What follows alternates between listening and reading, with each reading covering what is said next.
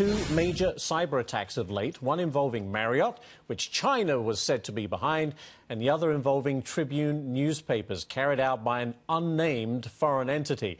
Our next guest says cyber attacks are the biggest threat to U.S. national security. Come on in, Oz Sultan of Sultan Interactive Group. Oz, thanks for being here. Thanks for having me. Make your case.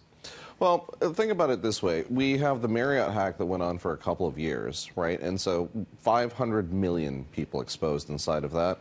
And the problem with that is passport information, right?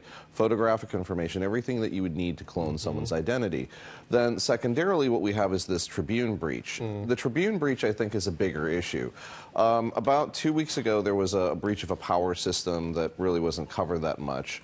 But the New Jersey Cybersecurity Counterterrorism and Information Cell, which is a very long name, has reported on two things. One, on the East Coast, there was a secondary attack that was using Microsoft Word docs that were designed to bypass all of your antivirus software. This Trib attack and those attacks went after critical infrastructure. Okay, so the purpose of these attacks... It took power. Well, here, this is we're talking about the backbone of publishing industry. Right. So these attacks weren't necessarily focused on disabling the Trib. They were focused on the backbone. And I think the risk factors that we have to look at are sort of threefold. One, the security protocols of all of these companies need to be reviewed. Two, if they're going after the cloud infrastructure, or just the backbones, they're actually looking at longer-term shutting things down. Why? Because there was a piece of ransomware that's been purported to have been part and parcel of this, which was called Rook. Well, the Rook ransomware, which has been used previously at the NY Times, had charged them something like 300 Bitcoin. You pay this ransom and we'll release the, you get your computer back. Right, or it just bricks all of your computers, which means that, if they don't have, adequate backups of these things, you're going to lose all of your information altogether.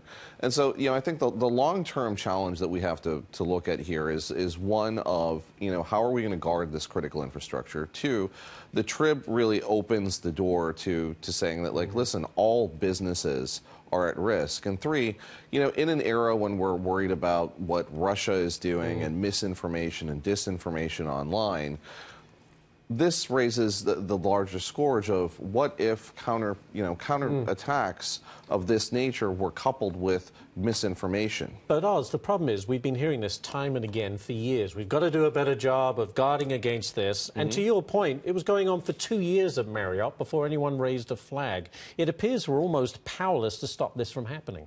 I don't think we're powerless. I think we need to start Then why is there a headline every day of another hack? Because you need to start holding CEOs accountable. This is really what it comes down to. The average expenditure by most corporations is 2% or less of what their total fiscal budget is on cybersecurity and technology all combined. So if they were to increase maybe 1%, right? Think about what the impacts are to the bottom line. Think about what the impacts are to the stocks of every single one of these companies every time there's a cybersecurity hit.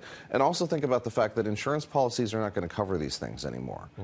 So if there isn't a change in strategy by companies and there isn't a change by CEOs, watch their stocks tumble and watch their customers walk away. But it feels like the hackers are always just one step ahead. We're always playing catch-up. Is that true or not? To a degree. I think there's 70% of cyber attacks don't go publicly reported. I think the challenge that we have here is that there's increased vigilance. There's also an increased need for protocols, right? But there's also simple things.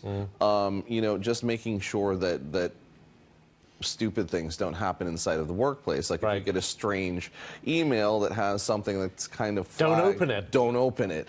I think that basic stuff. That could be the basic stuff that you talk about. But the infrastructure and the backbone security protocols that these companies should be thinking about, that is kind of the groundwork that they really need to be laying for going into the 2020s, because this is the challenge now.